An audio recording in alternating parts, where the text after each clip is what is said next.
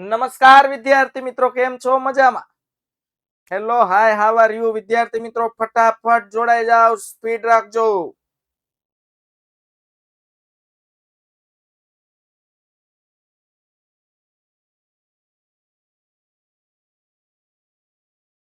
Okay, ચાલો વિદ્યાર્થી મિત્રો જલ્દી કરો, ફાસ્ટ કરો.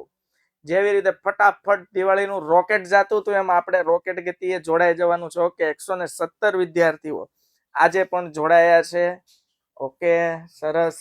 વેકેશનનો માહોલ છે એટલે થોડું અમે પણ સમજી શકીએ છીએ. તેમ છતાં તમે ફટાફટ જોડાઈ રહ્યા છો અને લેક્ચર અટેન્ડ કરી રહ્યા છો, એનો મતલબ તમે ભણવા માટે ખૂબ ડેડિકેટેડ છો. ઓકે, તો વિદ્યાર્થી મિત્રો આજનો લેક્ચર આપણે શરૂ કરીએ. ગઈકાલે આપણે વાત કરી હતી કે ભાઈ ધંધાકીય એકમમાં મૂડીની શું જરૂરિયાત છે. તો ધંધાકીય એકમમાં વિદ્યાર્થી મિત્રો મૂડીની જરૂરિયાત અતિ આવશ્યક છે.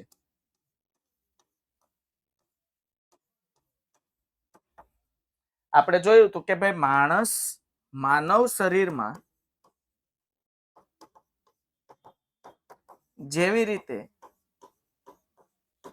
રક્ત એટલે કે આપણું જે લોહી છે, જે બ્લડ છે, એની જેટલી જરૂરિયાત છે તેટલી જ જરૂરિયાત ધંધાકીય એકમમાં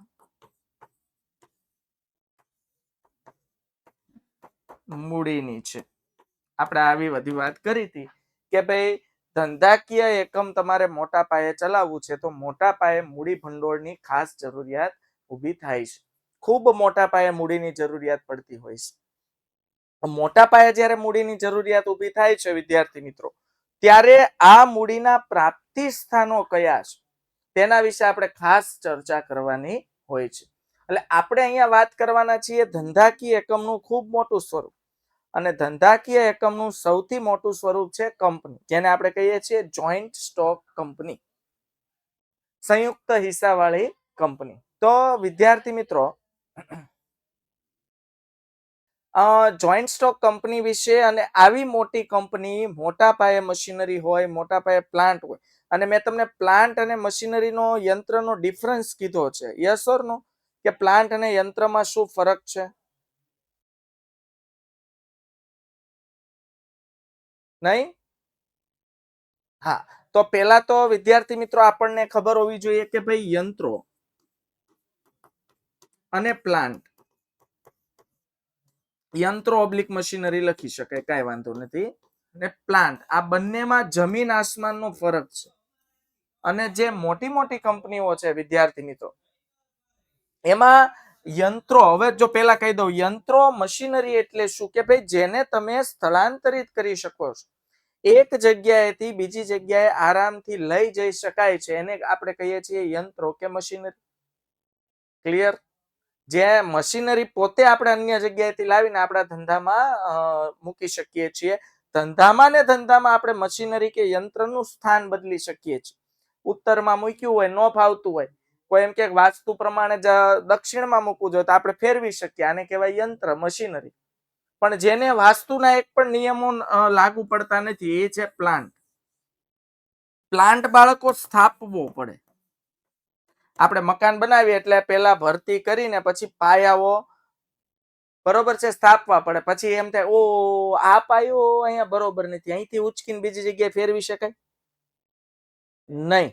તો જેવી રીતે મકાનના પાયા સ્થાપિત થઈ ગયા અને એસ્ટાબ્લિશ થઈ ગયા પછી ફેરવી શકાતા નથી, એવી રીતે પ્લાન્ટ હોય છે. જેમ કે રિલાયન્સ ઇન્ડસ્ટ્રીઝ જામનગર તમે જુઓ, બરોબર છે. આ જે રિલાયન્સ રિફાઇનરી છે એ મોટો પ્લાન્ટ છે, ઓટોમેટિક પ્લાન્ટ હોય. હવે તમે જો એમાં પાઇપલાઇન તમે જોયું હોય, પછી દવાની ફેક્ટરીઓ, તમે અંકલેશ્વર બાજુ જાઓ એટલે કેમિકલ દવાની જે ફેક્ટરીઓ છે એ બધા પ્લાન્ટ હોય. પ્લાન્ટ એસ્ટાબ્લિશ કરવાના હોય. એ કોઈ મશીન નથી તમે એક જગ્યાએથી ઉપાડીને બીજી જગ્યાએ મૂકી શકો.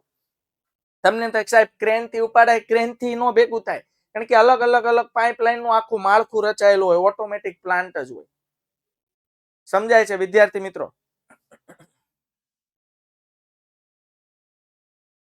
ક્લિયર થાય છે? તો વિદ્યાર્થી મિત્રો, આ શું કહે છે, ઝાલા ક્રિશરાજ, હા વ્યસન થઈ ગયું ભણવાનું, બસ આવા વ્યસન બધા આખા ભારતના છોકરાઓને થવા માંડે ને તો બેસ્ટ છે. કારણ કે અત્યારે હવે શું છે કે હા ઝાલા ક્રિશ એમ કહે છે કે સર મને ભણવાનું વ્યસન થઈ ગયું છે. બસ આ વ્યસન શબ્દ ભણવા સાથે જોડો ને ત્યાં સુધી વિદ્યાર્થી મિત્રો બેસ્ટ છે. કારણ કે અમે માર્કેટમાં જોઈએ છીએ કે હાલનું જે યુવા ધન છે, જેને યંગસ્ટર્સ કહેવાય, એમ કહેવાય ને કે ભારતની મોટામાં મોટી તાકાત છે યંગસ્ટર્સ, જે બીજા અન્ય વ્યસનો તરફ વળી ગયું છે. તો હું તમને હંમેશા એવી વિનંતી કરીશ, આગ્રહ એવો કરીશ કે કોઈ પણ વ્યસનોથી દૂર રહીને એજ્યુકેશન તરફ એટલા રચ્યા પચ્યા રહેજો બીજા વ્યસન કરવાનો ટાઈમ જ ન રહે, ટાઈમ હું વિચારવાનો સમય ન રહે. ઓકે, તો વાત કરીએ પ્લાન્ટની. બાળકો, પ્લાન્ટ છે ને એસ્ટાબ્લિશ થયેલો હોય, તેને એક જગ્યાએથી બીજી જગ્યાએ ખસેડી શકાતો નથી. જેમ કે રિલાયન્સ રિફાઇનરી જામનગર બની ત્યારે બનતા વર્ષો થયા, કારણ કે અલગ અલગ નાના નાના પાર્ટ્સ ભેગા કરીને આખો પ્લાન્ટ રચવો પડે મોટા પાયે, એને કહેવાય પ્લાન્ટ. હવે સાહેબ એ પ્લાન્ટ મારે ખોલવો વિખવો હોય તો એને બાળક કોઈ એમ કે સાહેબ બીજે મારે જામનગર થી મુંબઈ લઈ જવો છે તો ન લઈ જઈ શકાય. લઈ જવા માટેનો એક જ વિકલ્પ વધે, એ પ્લાન્ટને પાછો આખો ખોલવો પડે, ખોલીને અલગ અલગ પાર્ટ્સ પડે એને લઈ જાવ, જેમાં ખોલતા પાછા વર્ષો જતા રહે, મોટા મોટા પ્લાન્ટ હોય. તો આ પ્લાન્ટ અને મશીનરીમાં ફરક છે. મશીનરીને હું એક જગ્યાએથી બીજી જગ્યાએ સરળતાથી લઈ જઈ શકું છું. ક્લિયર થાય છે? યંત્રને એક જગ્યાએથી બીજી જગ્યાએ લઈ જઈ શકાય છે, પણ જે પ્લાન્ટ છે એને એક જગ્યાએથી બીજી જગ્યાએ લઈ જઈ શકાતો નથી. વિદ્યાર્થી મિત્રો, ક્લિયર થાય છે કે પ્લાન્ટ અને યંત્રમાં શું ફરક છે? તો તમે વિચારો, એક્ઝેક્ટ કંપની લેવલે તમારે આટલા મોટા પ્લાન્ટની સ્થાપના કરવી હોય તો કેટલા મોટા પાયે મૂડી રોકાણની જરૂરિયાત ઊભી થાય, કેટલા પ્રમાણમાં મૂડી ભંડોળની જરૂરિયાત ઊભી થાય. તો ખૂબ અઢળક પ્રમાણમાં મૂડીની જરૂરિયાત ઊભી થતી હોય છે. એના વિશે આપણે ચર્ચા કરવાની છે. તો આજે આપણે વિદ્યાર્થી મિત્રો વાત કરીએ માલિકીના ભંડોળ. જો હવે મૂડીના પ્રાપ્તિ સ્થાનોમાં આપણે વાત કરી હતી કે ભાઈ શેર મૂડી.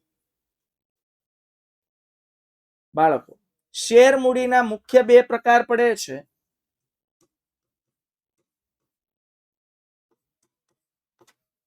ઇક્વિટી શેર મૂડી અને બીજો પ્રકાર પડે છે પ્રેફરન્સ શેર મૂડી. આ માલિકીના ભંડોળો કહેવાય, કારણ કે જે વ્યક્તિ જે તે કંપનીના શેર ધરાવે છે એને શેર હોલ્ડર કહેવામાં આવે છે, અને એને સાચા અર્થમાં કંપનીના શું ગણવામાં આવે છે? માલિકો. અને એમ કહેવાય કંપનીના સાચા માલિકો કોણ કહેવાય? Equity share holder. હું શબ્દ બોલું શેર હોલ્ડર એટલે એને કહેવાય શેર ધારક.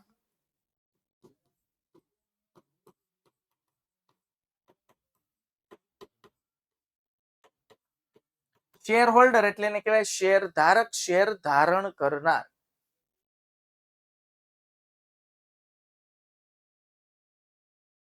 જમીન મિલકત કહી શકે, જમીન એ મિલકત જ છે. યસ, જમીન એ ગઈકાલે આપણે વાત કરી એ પ્રમાણે બિન ચાલુ લાંબા ગાળાની મિલકત કહેવાય, પણ જમીનને ક્યાંય ખસેડી શકાતી નથી, કહેવાય મિલકત. ઓકે, જમીન એ મિલકત જ છે, દ્રશ્ય મિલકત કહેવાય. યસ, લાંબા ગાળાની બિન ચાલુ મિલકત ગણી શકાય, જેને કહેવાય કાયમી મિલકત. ઓકે,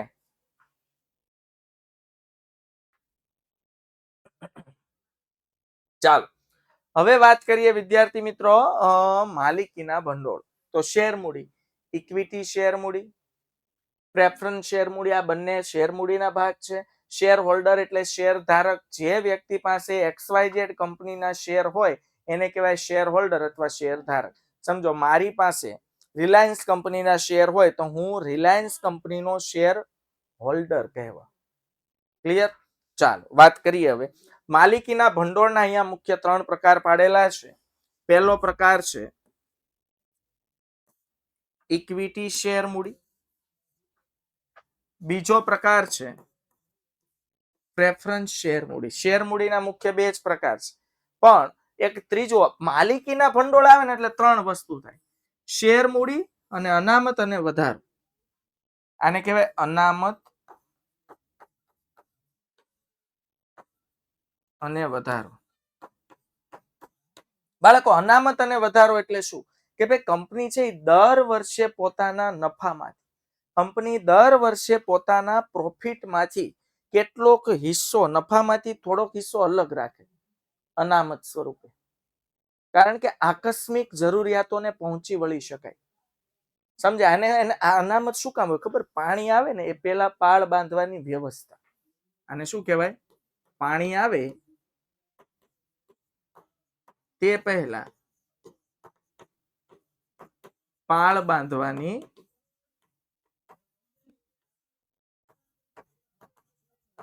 વ્યવસ્થા. સમજાય છે? હું શું કહું છું કે બાળકો ધંધાકીય એકમમાં કેટલાક આકસ્મિક બનાવો બનવાના છે. જે બનવાના છે કે નહીં એ પણ મોટો પ્રશ્ન છે, પણ બનશે તો શું? તો આવા સંજોગોમાં આવી આકસ્મિક જરૂરિયાતો જેના વિશે ગઈકાલે આપણે વાત કરી હતી, કોઈ તેજી મંદી આવે, હવે તેજી આવશે કે મંદી નથી ખબર, બાહ્ય પરિબળો અસર કરે છે ધંધાકીય એકમને, સરકારની નીતિઓમાં બદલાવ આવે છે, સરકારી નીતિ ચેન્જ થાય છે. તો આવા સંજોગોને પહોંચી વળવા માટે, આવા સંજોગો સામે ટકી રહેવા માટે અનામતો ખાસ જરૂરિયાતમંદ સાબિત થાય છે. અનામતો કામમાં આવે છે બાળકો આકસ્મિક જરૂરિયાતોને પહોંચી વળવા. એટલે ધંધો શું કરશે? કંપની દર વર્ષે નફો થાય ને એમાંથી અમુક રકમ અલગ જ રાખશે. જો કોઈ આકસ્મિક સંજોગો ઉભો થાય તો આમાંથી પૈસા વાપરવાના, અને ન થાય તો એ પૈસા માલિકોના જ કહેવાય. એટલા માટે એને માલિકીના ભંડોળ કહેવામાં આવે છે. સમજાય છે? ક્લિયર થાય છે? એટલે કોઈ એમ પૂછે કે ભાઈ માલિકીના ભંડોળમાં કોનો સમાવેશ થાય? તો આવી રીતે લખાય કે માલિકીના ભંડોળ એટલે શેર મૂડી પ્લસ અનામત અને વધારો. શેર મૂડી પ્લસ અનામત અને વધારો. તો શેર મૂડીના બે પ્રકાર પડે છે, ઇક્વિટી શેર મૂડી, પ્રેફરન્સ શેર મૂડી, અને ત્રીજો છે અનામત અને વધારો પોતે. એટલે શેર મૂડીના બે પ્રકાર પાડી દેવાના, ઇક્વિટી શેર મૂડી અને પ્રેફરન્સ શેર મૂડી. એટલે અહીંયા લખ્યું જો રાખી મૂકેલ કમાણી, રાખી મૂકેલ હોય ને એને અનામત કહેવાય. સ્પેરમાં હાલો તમે અત્યારે દિવાળી મહિનો છે, ક્યાંક ફરવા જાવ, બરોબર, મોટી ગાડી લઈને જતા હોય એટલે આપણે સ્પેરમાં એક વ્હીલ રાખ્યું હોય, એક ટાયર સ્પેરમાં હોય, રાખવું પડે ને સ્પેર વ્હીલ, કારણ કે રસ્તા વચ્ચે પછી આપણે જાતે પંચર કરવાની જ બેસાતું, સીધું સ્પેર વ્હીલ કાઢીને નવું સ્પેર વ્હીલ લગાવી દેવાનું. હાલો, તો રાખી મૂકેલ એટલે અગાઉથી રાખી મૂકેલ છે. જો એવો બનાવ બને તો કાઢવાનું, નહીતર પછી એમ થાય કે હાલો 500 કિલોમીટરનો રૂટ છે, 250 કિલોમીટર ત્યાં લાય સ્પેર વ્હીલ કાઢીને બદલી નાખું, એમ નથી કરવાનું. એ પંચર પડે તો કાઢવાનું. ધંધામાં એવું જ હોય. આપણે જે પૈસા અલગથી રાખી મૂકેલ છે એ કોઈ એવો સંજોગો વસાત બનાવ બને તો એ પૈસાનો યુઝ કરવાનો છે. સમજાય છે? ક્લિયર થાય છે? અથવા નફાનું ધંધામાં પુનઃ રોકાણ છે. નફાનું ધંધામાં પુનઃ રોકાણ એટલે શું? હવે ઘણા ધંધાકીય એકમ શું છે કે ભાઈ નફો માલિકો વચ્ચે વહેંચી દે દર વર્ષે, અને ઘણા ધંધાકીય એકમ શું કરે કે ભાઈ પોતાના ધંધાનું સ્વરૂપ વધારવા માટે ચાલુ વર્ષે જે નફો થયો બધો નફો માલિકો વહેંચવાને બદલે ધંધામાં એનું રોકાણ કરી દે. એટલે 5 મશીન હોય ને બીજા 5 મશીન ખરીદી લે નફામાંથી, કે ભાઈ આ વર્ષે આપણે નફો ઘરે નથી લઈ જાવ, ભલે ખાવા પૂરતા પૈસા ઘરે લઈ જાવ, ઘર ચાલે એટલા પૈસા ઘરે લઈ જાવ, બાકી વધારાનો જે નફો થાય એ પાછો ધંધામાં આપણે રોકાણ કરીને વધુ 5 મશીન મૂકીને વધુ ઇન્વેસ્ટમેન્ટ કરીને વધુ પ્રોડક્શન કરીને વધુ ઉત્પાદન કરીને વધુ નફો કમાવશું. હાલ ક્લિયર થાય છે વિદ્યાર્થી મિત્રો?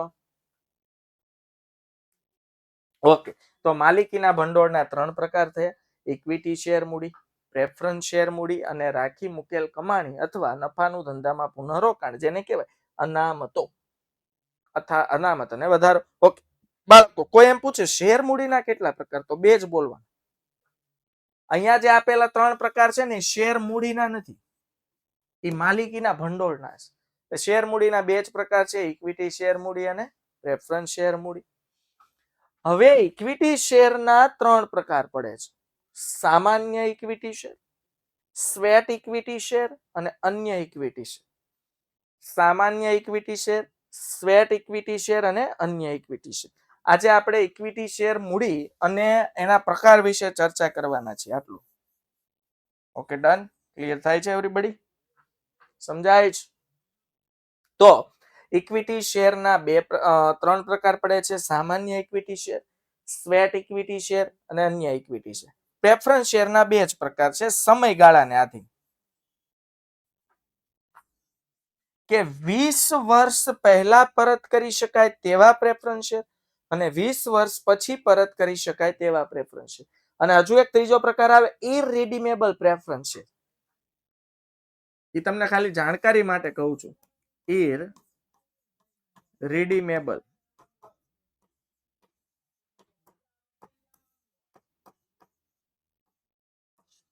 તો ઇરરિડીમેબલ પ્રેફરન્સ શેર છે ને, એ બહાર પાડી જ નથી શકાતા ભારત, કારણ કે આ એવા પ્રેફરન્સ શેર છે જે ક્યારેય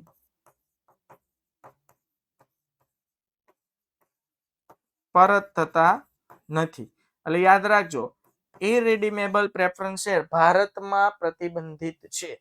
એટલે અહીંયા બે જ પ્રકાર આપ્યા છે: 20 વર્ષ પહેલા પરત કરી શકાય અને 20 વર્ષ પછી પરત કરી શકાય. બંનેમાં એક શબ્દ કોમન છે, પરત કરી શકાય. મતલબ આ પરત કરી શકાય.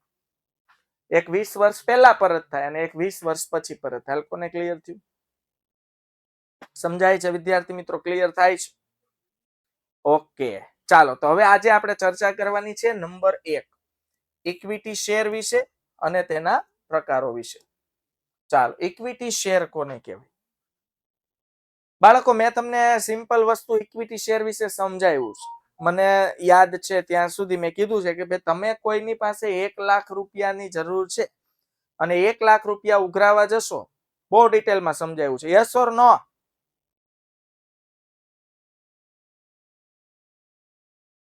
હા, યસ.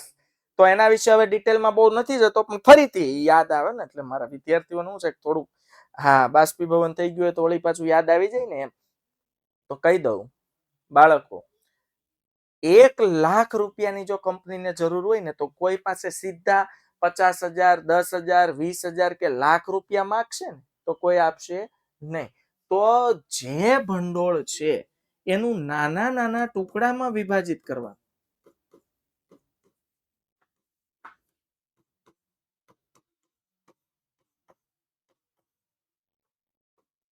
જે ભંડોળ છે બાળકો, એને નાના નાના ટુકડામાં વિભાજિત કરો. તો બાળકો, હું શું કહું છું કે ભાઈ 1 લાખ રૂપિયા મારે ભેગા કરવા છે. હવે ભારત દેશ કેટલો મોટો છે, એમાં કેટલી કરોડોની સંખ્યા છે, અબજો કહી શકાય ને, અબજ 100 કરોડ ઉપર છે. ઓકે, તો બાળકો મેં શું કર્યું ખબર છે? એના નાના નાના ટુકડા બનાવી દીધા. એક શેર 100 રૂપિયાનો બનાવી દીધો. તો બોલો કેટલા શેર થયા? 1000 શેર. આ શેર ને હું નામ આપી દઉં છું ટુકડા. તો મેં 100 વાળા 1000 ટુકડા કરી દીધા, જાહેર જનતાને આમંત્રણ આપી દીધું કે હાલો ખરીદો. તો બાળકો, 100 રૂપિયા આપવા માટે લોકો જલ્દી ફટાફટ રેડી થશે, તૈયાર થશે. હું શું કહું છું સમજાય છે? 100 રૂપિયા આપવા માટે લોકો પ્રતિબદ્ધ થશે, તૈયાર થશે. 1 લાખ રૂપિયા કોઈ પાસે માંગો, 50,000 રૂપિયા કોઈ પાસે માંગો તો જલ્દી ન આપે એવું બની શકે. હાલ ક્લિયર થાય છે? સમજાય છે વિદ્યાર્થી મિત્રો? તો આને કહેવાય શેર. તો હવે જુઓ, જે શેરને ડિવિડન્ડ મેળવવાનો તથા મૂડી પરત મેળવવાનો હક સૌથી છેલ્લે મળતો હોય તેને ઇક્વિટી શેર કહે છે. ઓકે, જો આમાં બે વસ્તુ હોય. આપણે કંપનીના શેર ખરીદીએ, પ્રશ્ન થાય કે સર હું XYZ કંપનીના શેર ખરીદું શું કામ? એ મને કયો, તમે જ વિચારો. હું XYZ કંપનીના શેર ખરીદું શું કામ? એમાં મને ફાયદો શું? આપણે કોઈ પણ કંપનીમાં પૈસાનું રોકાણ ક્યારે કરીએ? આપણને એમાંથી કંઈક મળવાનું હોય ત્યારે. તો યાદ રાખજો, ડિબેન્ચર હોય ને બાળકો, ડિબેન્ચર, એમાં વળતર સ્વરૂપે, ડિબેન્ચરમાં વળતર સ્વરૂપે બાળકો શું મળે છે? વ્યાજ.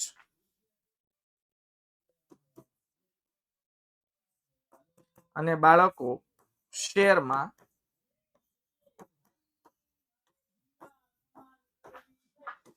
વળતર સ્વરૂપે શું મળે? ડિવિડન્ડ. વળતર એટલે આપણે કોઈને પૈસા આપીએ તો એમને તો અપાતા નથી, ના બદલામાં કંઈક તો વળતર સ્વરૂપે જોઈશે. તો શેરમાં વળતર સ્વરૂપે ડિવિડન્ડ મળે છે અને ડિબેન્ચરમાં વળતર સ્વરૂપે વ્યાજ મળે છે.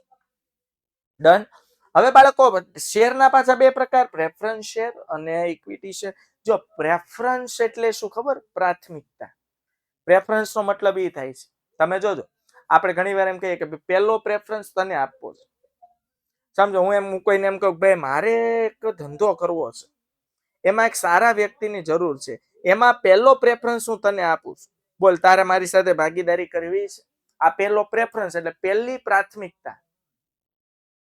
તો પ્રેફરન્સ નો મતલબ જ થાય છે પ્રાથમિકતા પ્રથમ.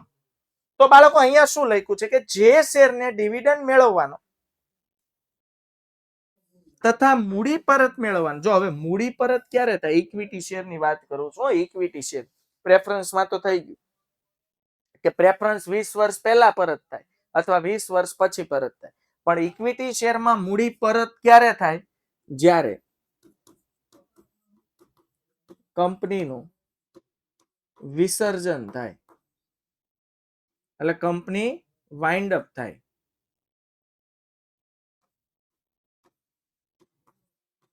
કંપની કાયમ માટે બંધ થાય ને ત્યારે જ ઇક્વિટી શેર હોલ્ડરોને મૂડીના પૈસા પરત થાય. તો અહીંયા શું લખ્યું છે કે જે શેરને ડિવિડન્ડ મેળવવાનો તથા મૂડી પરત મેળવવાનો હક સૌથી છેલ્લે મળતો હોય, એકદમ લાસ્ટ. હવે સૌથી છેલ્લે એટલે બીજા ક્રમે. પેલા બોલો મૂડી પરત કંપની બંધ થાય કે ન થાય, કે ચાલુ કંપની હોય તો નફામાંથી ડિવિડન્ડ આપવાનું જ હોય. તો બોલો ડિવિડન્ડ મેળવવાનો સૌથી પહેલો અધિકાર કોને છે? પ્રેફરન્સ શેર હોલ્ડરો. યાદ રાખજો, ડિવિડન્ડ મેળવવાનો સૌથી પહેલો અધિકાર પ્રેફરન્સ શેર હોલ્ડરોને છે. એવી જ રીતે જો કંપની બંધ થાય તો મૂડી પરત મેળવવાનો અધિકાર પણ કોને છે? પ્રેફરન્સ શેર હોલ્ડરો. અચ્છા, કંપની બંધ ન થાય તો પણ મૂડી પ્રેફરન્સ શેર હોલ્ડરોને જ પહેલા પરત થાય. બાકી કંપનીનું તો ફિક્સ છે. આ નોંધ કરી લેજો, કંપનીને જ્યારે કંપની બંધ થાય કાયમ માટે ત્યારે જ ઇક્વિટી શેર હોલ્ડરોને મૂડી પરત થાય, ત્યાં સુધી ન થાય. એટલે એની વ્યાખ્યામાં સ્પષ્ટ લોકો જણાવે છે કે જે શેરને ડિવિડન્ડ મેળવવાનો તથા મૂડી પરત મેળવવાનો હક સૌથી છેલ્લે મળતો હોય તેવા શેરને ઇક્વિટી શેર કહે. ચાલ, કોને ક્લિયર થઈ ગયું આટલું? ઓકે, એવરીબડી ક્લિયર થાય છે? હાલો, ડન. ઓકે, ઉસકે બાદ લાક્ષણિકતાઓ. બાળકો હવે ઇક્વિટી શેરની પહેચાન શું છે, ઓળખ શું છે? તો મેં હમણાં શરૂઆતમાં લેક્ચર શરૂ થયો ને એ પહેલા કીધું કે કંપનીના સાચા માલિકો ઇક્વિટી શેર હોલ્ડરો કહેવાય, કારણ કે એ કંપનીનો સાથ કંપનીના મૃત્યુ સુધી આપશે. કંપનીનું મૃત્યુ એટલે કંપની કાયમ માટે બંધ થાય ને ત્યાં સુધી ઇક્વિટી શેર હોલ્ડરો એની સાથે રહેશે, એટલે એને સાચા માલિકો ગણવામાં આવે છે. તો પહેલી લાક્ષણિકતાનો મુદ્દો છે સાચા માલિકો. ઇક્વિટી શેર હોલ્ડરો કંપનીના સાચા માલિકો છે. આ પ્રકારના શેર હોલ્ડરો કંપનીના સાચા માલિકો કે વફાદાર સાથી કહેવાય. જોઈ લો, મરતે દમ તક સાથ છે.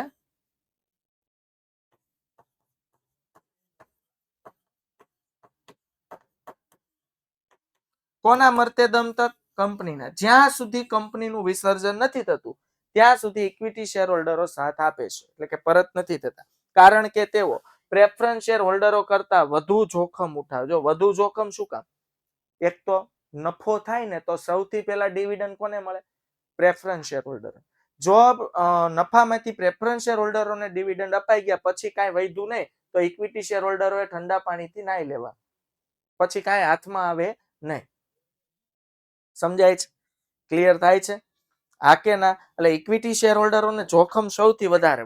મૂડી પરતમાં એમ હોય, સમજો કંપની બંધ થાય ને બધાને પોતપોતાના પૈસા પાછા આપવામાં આવે છે, સૌથી પહેલા પ્રેફરન્સ શેર હોલ્ડરને મળશે, પછી પૈસા વધશે તો ઇક્વિટી શેર હોલ્ડરને મળશે. તમે કોલેજમાં આવશો ને એટલે ચેપ્ટર આવશે વિદ્યાર્થી મિત્રો, લિક્વિડેટર. એમાં આખો ક્રમ આવે છે કે સૌથી કંપનીનું જ્યારે વિસર્જન થાય ત્યારે સૌથી પહેલા પૈસા કોને ચૂકવાય અને સૌથી છેલ્લે કોને ચૂકવાય. એમાં સૌથી છેલ્લે પૂછડે બિચારો બેઠો હોય ઇક્વિટી શેર હોલ્ડર. એટલે કંપની બંધ થાય ને ત્યારે બધાને પોતપોતાના પૈસા પાછા આપવામાં આવે, અને છેલ્લે જો પૈસા વધે તો, આ કન્ડિશન હોય, વધે તો અને માત્ર તો જ ઇક્વિટી શેર હોલ્ડરને મળે, એટલે જોખમ ઉઠાવે છે. ઓકે,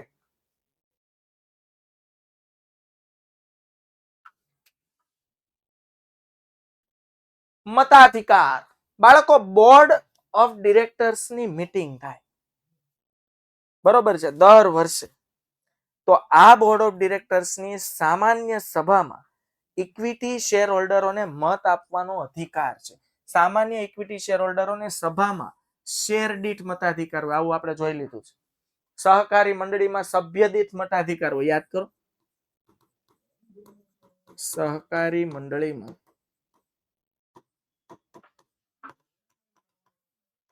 સભ્ય દીઠ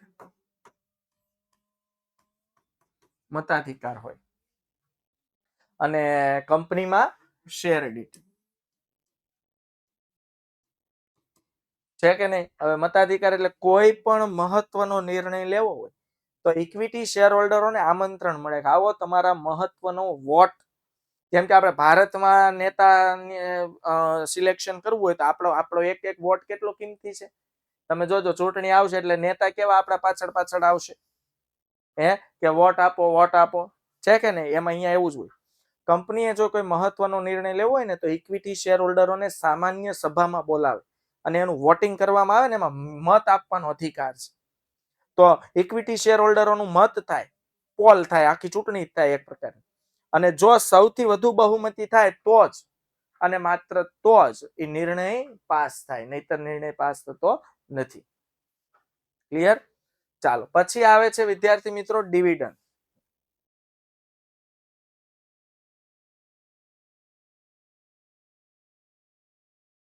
ચાલો, આ પ્રકારના શેર હોલ્ડરોને પણ ડિવિડન્ડ મળે છે, પણ પ્રેફરન્સ શેર પછી, બરોબર. અને ડિવિડન્ડ નો દર પણ કેવો હોય છે? અનિશ્ચિત. એક મિનિટ વિદ્યાર્થી મિત્રો.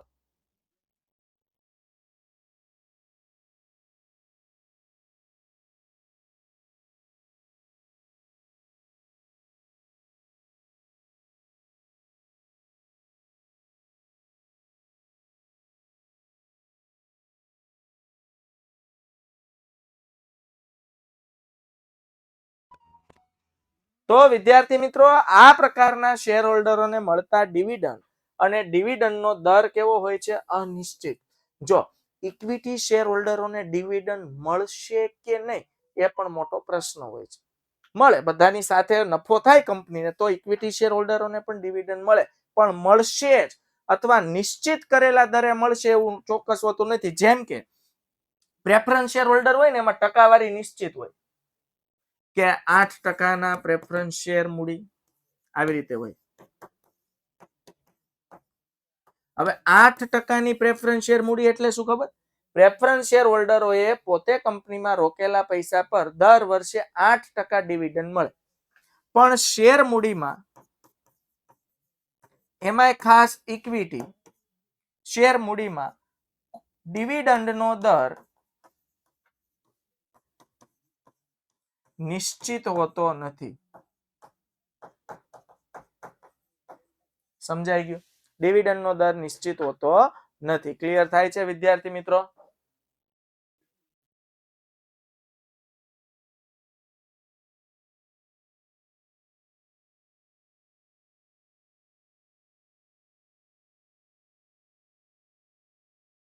ઓકે. હવે બાળકો આવે છે નફા સાથે સંબંધ. આ પ્રકારના શેર હોલ્ડરોને મળતું ડિવિડન્ડ નફા સાથે સંબંધ ધરાવે છે. જો મેં કીધું નફો થાય તો ડિવિડન્ડ મળે, નફો ન થાય તો ડિવિડન્ડ ન પણ મળે, ઓછો નફો થાય તો ઓછું ડિવિડન્ડ મળે, વધુ નફો થાય તો વધુ ડિવિડન્ડ મળે. એટલે ઇક્વિટી શેર હોલ્ડરો રામ ભરોસે હોય. જો કંપનીને નફો થાય તો ડિવિડન્ડ મળે તો આશા રાખવાની કે મળશે, નફો ન થાય તો ન મળે, ઓછો થાય તો ઓછું મળે, વધુ થાય તો વધુ મળે. ક્લિયર થાય છે? એટલે ડિવિડન્ડના દરમાં સતત વધઘટ થયા જ કરે છે, કારણ કે એનો ડિવિડન્ડનો દર નિશ્ચિત જ હોતો નથી, જ્યારે પ્રેફરન્સ શેર હોલ્ડરનો ડિવિડન્ડનો દર નિશ્ચિત હોય છે. ક્લિયર થાય છે બાળકો? સામાન્ય સભા, સેમ ટોપિક રિપીટ થયો. કંપનીની સામાન્ય સભા એટલે બોર્ડ ઓફ ડિરેક્ટર્સની જનરલ મીટિંગ થાય દર વર્ષે. આ બેંક ઓવરડ્રાફ્ટ નથી હો, બોર્ડ ઓફ ડિરેક્ટર્સ.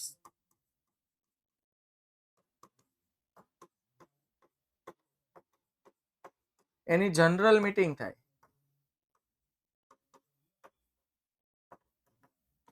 એને કહેવાય સામાન્ય સભા. તો આ જનરલ મીટિંગમાં હાજર રહેવાનો અધિકાર મળે છે, એમાં મતદાન કરવાનો અધિકાર મળે છે, તથા જે બોર્ડ ઓફ ડિરેક્ટર્સ નું જે વહીવટી સંચાલક મંડળ છે, આ સંચાલક મંડળના સંચાલકો ચૂંટવાનો પણ અધિકાર ઇક્વિટી શેર હોલ્ડરને મળે છે. પ્રેફરન્સ શેર હોલ્ડરોને પૂછવાનું નહીં. સમજાય ગયું? તો ઇક્વિટી શેર હોલ્ડર બનવાનો આ ફાયદો છે એમ. એના માટે દરવાજા ખુલ્લા હોય, તમારે વોટિંગ કરવા જવાય. પ્રેફરન્સ શેર હોલ્ડર સામો આવે ત્યાંથી વોચમેન ના પાડી દે, નીકળો, તમારે નહીં. તમારે ખાલી ડિવિડન્ડ આવે ને એટલે ડિવિડન્ડ લેવા આવવાનું, બાકી વહીવટ નથી કરવાનો કોઈ જાત. પણ ઇક્વિટી શેર હોલ્ડરોને અધિકારો છે, કારણ કે રિસ્ક પણ વધારે લે છે વિદ્યાર્થી મિત્રો.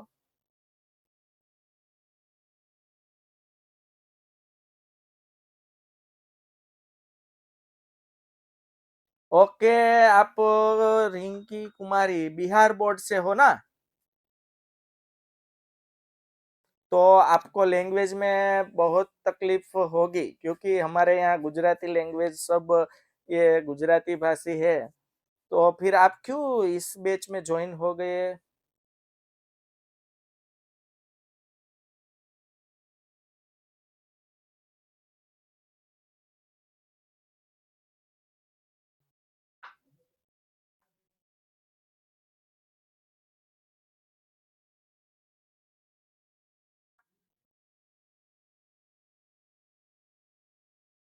ઓકે, હા, કઈ વાંધો નહીં, નો પ્રોબ્લેમ. આપણા ભારતમાં તો બધું એમ ચાલે. આમ જો, ભારતમાં ઘણા બધા સોંગ એવા છે. अच्छा, गुजरात घूमने आए हो? ओके, तो फिर आपका बहुत बहुत स्वागत है हमारे गुजरात में. क्यों बच्चों?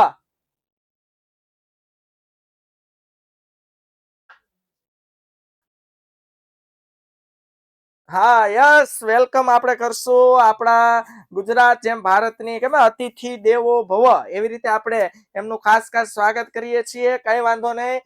मैं आपको हिंदी में एक टैगलाइन सुनाता हूँ कि हमारे हिंदी में बहुत सारे सॉन्ग ऐसे हैं जो समझ में बिल्कुल नहीं आते, सिर्फ हम उसकी बीट पे नाचते रहते हैं. तो आपके साथ भी शायद ऐसा ही कुछ हो रहा होगा कि सर कुछ भी पढ़ा रहे हैं, समझ में कुछ नहीं आ रहा है, लेकिन यस यस यस हम उसकी बीट पे नाचते रहते हैं ना. ओके, चलो, तो हम फिर से यस, ऐसा ही होता है. लेकिन ये हमारा मजा है ना भारत का, तो यही तो मजा है कि बहुत सारे सॉन्ग ऐसे हैं जिसमें समझ में कुछ नहीं आता है, लेकिन बीट पे ऐसे हम थरथराते हैं, घूमते हैं, नाचते हैं, मजा आता है. तो अभी आपके साथ कुछ ऐसा ही हो रहा है, कोई बात नहीं.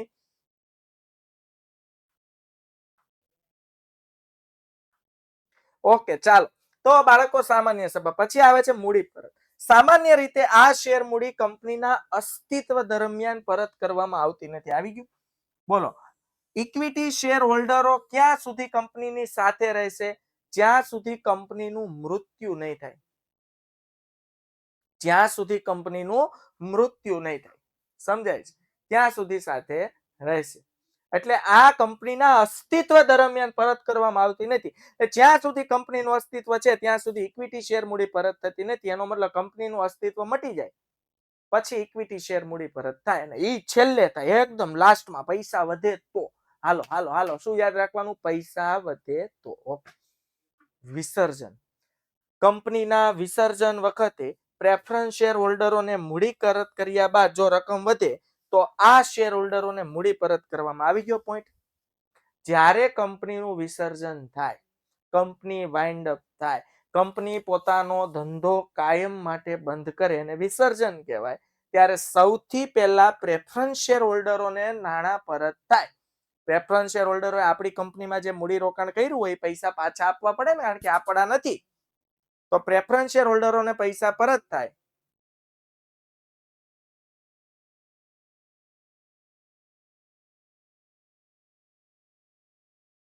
ओके, जरूर बताऊंगा मैं. आपका नाम नोट कर लेता हूँ.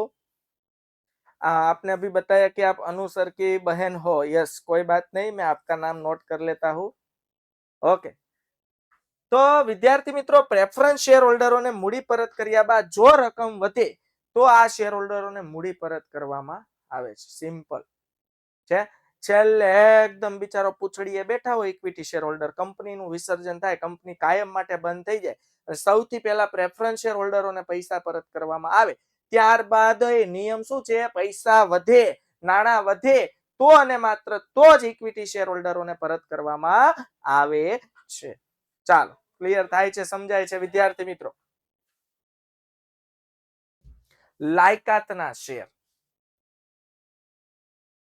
એક મિનિટ હો.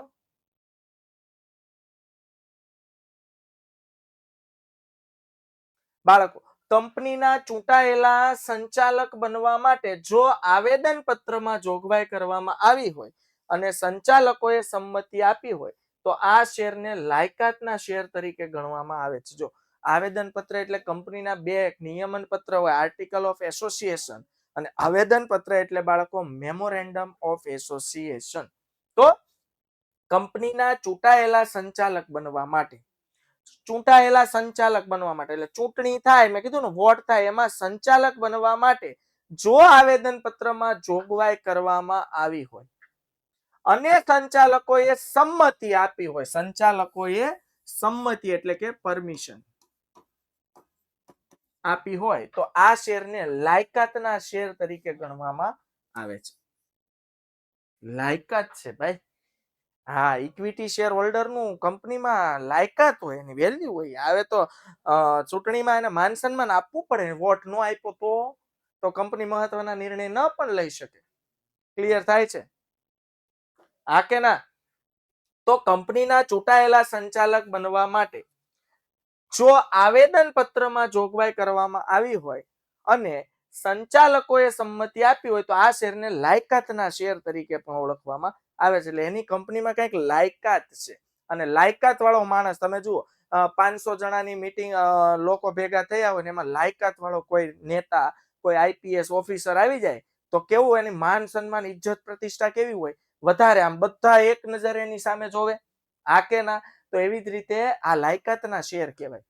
બોર્ડ ઓફ ડિરેક્ટરની સામાન્ય સભામાં હાજરી આપે ને એટલે ભાઈ સાહેબ બાપુ કરવું પડે, કારણ કે એના વોટનું મહત્વ છે. જોઈ લો, મોટામાં મોટો નેતા સામાન્ય ચૂંટણી આવશે એટલે સામાન્ય જાહેર જનતાને કે આપજો, પ્લીઝ આપજો, તમારા ભરોસે બેઠા છે એમ. એને હાથ જોડવા પડે, નકર નો ભેગું થાય. ખબર છે સામાન્ય જનતા વોટ નહીં આપે તો આપણી દુકાન હકેલાઈ જાય એમ. મૂડી લાભ. મૂડી લાભ એટલે શું? આ શેર હોલ્ડરોને જુદા જુદા પ્રકારના લાભ મળે છે, જે લાભ પ્રેફરન્સ શેર હોલ્ડરોને નથી મળતા. સાંભળજો. જેમાં છે હકના શેર, બોનસ શેર અને શેરનો બજાર ભાવ વધતા થતો લાભ વગેરે મૂડી લાભ કહેવાય. હવે હકના શેર એટલે શું, બોનસ શેર એટલે શું, એના વિશે આગળ ડિટેલમાં સમજવાના છે, એટલે અત્યારે રહેવા દો.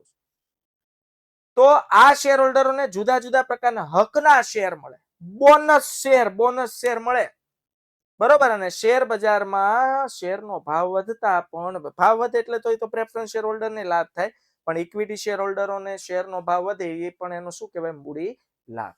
શેરની નોંધણી. હવે માન્ય શેર બજારમાં આ પ્રકારના શેરની નોંધણી કરવામાં આવી હોય છે, જેથી આ પ્રકારના શેરનું ખરીદ વેચાણ બજાર ભાવે મુક્ત રીતે કરી શકાય છે. માન્ય શેર બજાર એટલે આપણે ઉદાહરણ તરીકે લઈએ કે ભાઈ આ જે ઇક્વિટી શેર હોય એમાં બોમ્બે સ્ટોક એક્સચેન્જ છે, આ માન્ય શેર બજાર કહેવાય, બોમ્બે સ્ટોક એક્સચેન્જ. એમાં શેરની કંપનીની શું થઈ હોય? નોંધણી.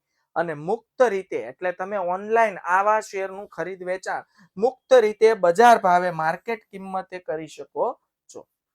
આ થઈ ગઈ ઇક્વિટી શેરની લાક્ષણિકતા. છે મહત્વની બાબત કે સામાન્ય સભામાં મત આપવાનો અધિકાર છે, લાયકાતના શેર તરીકે સાબિત થાય છે, મૂડી પરત કરતી વખતે સૌથી છેલ્લે ડિવિડન્ડ મેળવવાનો અધિકાર છે, મૂડી પરત મેળવવાનો અધિકાર છે, પણ સૌથી છેલ્લે મૂડી પરત મળે જો પૈસા વધે તો.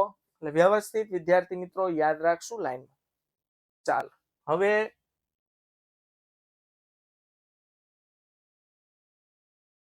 ચાલો થઈ જશે, 5 મિનિટ આમ તેમ થશે, અને પછી લેક્ચર નથી ને તમારે.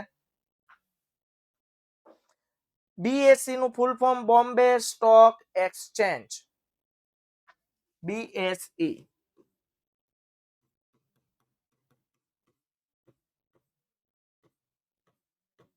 Bombay stock exchange, BSE. Okay, ચાલો હવે ઇક્વિટી શેરના 3 પ્રકાર પડ્યા હતા. સામાન્ય ઇક્વિટી શેર પહેલા જોઈએ. સામાન્ય એટલે અત્યારે જે એટલા લક્ષણ સમજાવ્યું બધા સામાન્ય વાળાને વધુ અસર કરતા. આ શેર કંપની માટે ખૂબ જ અગત્યના છે. શેર મૂડી મેળવતી દરેક કંપનીએ ઇક્વિટી શેર બહાર પાડવા ફરજિયાત છે. યાદ રાખજો, પ્રેફરન્સ શેર બહાર ન પાડે ને તો એક વખત ચાલે, પણ ઇક્વિટી શેર બહાર પાડવા ફરજિયાત છે, કમ્પલસરી છે. યાદ રાખજો. ક્લિયર થાય છે? ઇક્વિટી શેર બહાર પાડવા ફરજિયાત છે. આ શેર ખરીદનાર શેર હોલ્ડરો જ કંપનીના સાચા માલિકો છે. આપણે પહેલી જ લાક્ષણિકતા જોઈ કે ઇક્વિટી શેર હોલ્ડરો જ કંપનીના સાચા માલિકો છે. શું કામ? કારણ કે આ શેર હોલ્ડરો કંપનીના ધંધાનું સાચું જોખમ ઉઠાવે છે. કારણ કે આ શેર પર ડિવિડન્ડ મળવાનું અને મળે તો કેટલું મળે એ નિશ્ચિત નથી. એટલે કે ડિવિડન્ડ, હવે આ લોકો કેવા નિસ્વાર્થ શેર હોલ્ડરો કહેવાય ને, તમે જુઓ કે કંપનીમાં ડિવિડન્ડ મળશે નથી ખબર, અથવા મળશે તો કેટલું મળશે કોઈ દર નિશ્ચિત નથી. એટલે કહેવાય ને આને નિસ્વાર્થ શેર હોલ્ડરો. હા, કારણ કે સૌથી વધુ જોખમ ઉઠાવે. કંપની બંધ થાય, ફડચામાં જાય તો છેલ્લે પૈસા મળે ને એ વધે તો, એટલે બધું જોખમ એના માટે જ છે. ઉપરાંત કંપની ફડચામાં જાય કે વિસર્જન કરવામાં આવે ત્યારે મિલકતોના વેચાણમાંથી ઉપજેલ રકમમાંથી દેવાની ચૂકવણી કર્યા બાદ તેઓને સૌથી છેલ્લે મૂડી પરત, મેન વસ્તુ આ છે, જોઈ લો. એટલે આ મિલકતો કંપની ફડચામાં જાય એટલે કંપની કાયમ માટે બંધ થાય. ડન. હવે કંપની કાયમ માટે બંધ થઈ તો જે મિલકતો છે એ વેચીને જે પૈસા આવે એમાં પેલા દેવા ચૂકવવાના, જેને જેને જે પૈસા આપવાના છે પરત કરવાના, પ્રેફરન્સ શેર હોલ્ડરોને પરત કરવા. પછી પૈસા વધે તો ઇક્વિટી શેર હોલ્ડરોને આપવાના, ન વધે તો ઘરે જઈને ઠંડા પાણીએ નાઈ લેવા. ક્લિયર થયું? સમજાય છે વિદ્યાર્થી મિત્રો? ઓકે. ઉસકે બાદ પ્રવર્તકો આવી ગયું છે, પ્રમોટર્સ. ટૂંકા ગાળાની, મધ્યમ ગાળાની અને લાંબા ગાળાની મૂડીની જરૂરિયાતને ધ્યાનમાં રાખી પોતાની મૂડી ઊભી કરવા માટે આ શેર બહાર પાડે છે. પ્રમોટર્સ એટલે કંપનીના સાચા માલિકો, સંચાલકો જે છે એ ટૂંકા ગાળા, મધ્યમ ગાળા કે લાંબા ગાળા માટે જે રીતે મૂડીની જરૂરિયાતો છે, જે રીતે એને પૈસાની જરૂર છે, જે રીતે મૂડી ભંડોળની જરૂર છે, એને ધ્યાનમાં રાખીને પોતાની મૂડી ઊભી કરવા આ પ્રકારના શેર બહાર પાડે છે. કંપની મોટા પાયા પર મૂડી મેળવવા માટે તેની મૂડીને નાના નાના હિસ્સામાં વહેંચણી કરીને, આ જોયું ને હમણાં, 1,00,000 ટુકડા કરી નાખ્યા. 100 રૂપિયાનો એક ટુકડો, 100 રૂપિયાનો એક ટુકડો, ફટાફટ વેચાય. હાલો, તો આ દરેક હિસ્સાને શેર કહે છે. આ શેર ખરીદનારને શેર હોલ્ડર કહેવાય. પહેલા સમજાયું તો હાલ ક્લિયર થાય છે વિદ્યાર્થી મિત્રો? હાલો હાલો હાલો એવરીબડી. તો કંપની મોટા પાયા પર મૂડી મેળવવા, મોટા પાયા પર મૂડી મેળવવી હોય ત્યારે મૂડીને નાના નાના હિસ્સામાં વિભાજિત કરવું પડે. આ દરેક હિસ્સાને શેર કહે છે. અને શેર ખરીદનાર એટલે આપણે જ XYZ સમજો, આપણે રિલાયન્સ કંપનીના શેર ખરીદીએ તો એ કંપનીના આપણે શું કહેવાય? Share holder. સિમ્પલ. આને કહેવાય સામાન્ય ઇક્વિટી છે. હવે આવે બાળકો સ્વેટ ઇક્વિટી. શું હું તમને કહું, સ્વેટ એટલે શું ખબર? પરસેવો. પરસેવો. પરસેવો ક્યારે પડે? મહેનત કરીએ ત્યારે. ચાલો આને રિલેટેડ સમજાવું. જો સ્વેટ ઇક્વિટી એટલે શું? કંપની તેના સંચાલકો અને કંપનીમાં કામ કરતી વિશિષ્ટ જ્ઞાન ધરાવતી વ્યક્તિઓ છે. હવે કંપની તેના સંચાલકો સૌથી વધુ કામ કરશે, અને કંપનીમાં કામ કરતી વિશિષ્ટ જ્ઞાન ધરાવતી કોઈ મેનેજર છે, આવા વિશિષ્ટ ચીફ એક્ઝિક્યુટિવ ઓફિસર છે, વિશિષ્ટ જ્ઞાન ધરાવતી વ્યક્તિઓને તથા કર્મચારીઓ વટાવથી એટલે ડિસ્કાઉન્ટ આપી અથવા રોકડ સિવાયના અવેજથી, રોકડ સિવાયના અવેજથી એટલે ફ્રીમાં જે શેર ફાળવે તેને સ્વેટ ઇક્વિટી શેર કહે છે. Sweat equity. હવે આ લોકો એવા છે જે ઓલરેડી કંપનીમાં પરસેવો પાડી રહ્યા છે. ડન. તો આવા શેર હોલ્ડરોને પહેલા પ્રાથમિકતા આપશે કે ભાઈ તમારે કંપનીના શેર ખરીદવા જ આટલા આટલા રૂપિયા લવા લ્યો કંપનીના શેર. તો કંપની તેના સંચાલકો, કંપનીમાં કામ કરતા વિશિષ્ટ જ્ઞાન ધરાવતા અલગ અલગ વ્યક્તિઓ, કંપનીમાં કામ કરતા કર્મચારીઓને વટાવથી એટલે શું? જેમ કે 100 રૂપિયાનો શેર 90 લેખે આપે, તો બોલો આપને 100 રૂપિયાનો શેર 10 રૂપિયા ઓછા ભાવે મળ્યો. હવે સમજો આ શેરનો ભાવ થઈ ગયો 150 રૂપિયા, તો આપણને નફો કેટલો થયો? 60 રૂપિયા. પણ જો ડિસ્કાઉન્ટ એટલે કે વટાવથી ન આપ્યો તો નફો કેટલો થાય? 50 રૂપિયા. તો ફાયદો જ કહેવાય ને, 10 રૂપિયાનો ફાયદો કહેવાય. ક્લિયર થાય છે? અથવા રોકડ સિવાયના અવેજથી એટલે એવા શેર કે જે ખરીદવા માટે તમારે રોકડા આપવાના નથી, એ સિવાય કંઈક બીજું અવેજ હોય તો ઠીક, પણ રોકડા નહીં, તેને સ્વેટ ઇક્વિટી શેર કહે છે. સ્વેટ એટલે પરસેવો પાડે છે આ બધા લોકો, તો પહેલી પ્રાયોરિટી આને મળે છે. હાલ ક્લિયર થાય છે? અને છેલ્લું છે વિદ્યાર્થી મિત્રો અન્ય ઇક્વિટી શેર. બે પ્રકારના છે. મતાધિકાર સાથેના ઇક્વિટી શેર એટલે આ એવા ઇક્વિટી શેર છે જેને બોર્ડ ઓફ ડિરેક્ટરની જીએમ એટલે જનરલ મીટિંગ, સામાન્ય સભામાં મત આપવાનો અધિકાર છે. ક્લિયર થાય છે? અને ડિવિડન્ડના સંબંધમાં જુદા જુદા અધિકારો સાથે મતાધિકાર ધરાવતા ઇક્વિટી શેર. તો અન્ય ઇક્વિટી શેરના બે પ્રકાર પડે: મતાધિકાર સાથેના ઇક્વિટી શેર અને ડિવિડન્ડના સંદર્ભમાં જુદા જુદા અધિકારો. હવે ડિવિડન્ડના સંદર્ભમાં જુદા જુદા અમુક ક્રાઇટેરિયા હોય, એ પ્રમાણે ડિવિડન્ડના સંદર્ભમાં કોને જેટલું વધુ ડિવિડન્ડ મળે છે, ઓછું ડિવિડન્ડ મળે છે, એ પ્રમાણે મતાધિકાર ધરાવતા ઇક્વિટી શેર. આવી રીતે બે ભાગ કંપનીમાં જ્યારે શેર બહાર પાડવામાં આવે ત્યારે અગાઉથી જ નક્કી કરવામાં આવ્યા હોય છે. સમજાય છે વિદ્યાર્થી મિત્રો? ક્લિયર થાય છે? ઓકે. તો વિદ્યાર્થી મિત્રો ઇક્વિટી શેર લક્ષણો તથા તેના પ્રકારો વ્યવસ્થિત લખીને મોઢે કરવા. સમજાય છે વિદ્યાર્થી મિત્રો? તો ફરીથી આપણે મળશું નેક્સ્ટ લેક્ચરમાં. ત્યાં સુધી આવજો. Bye bye, take care, C you. જય હિન્દ, ભારત માતા કી જય.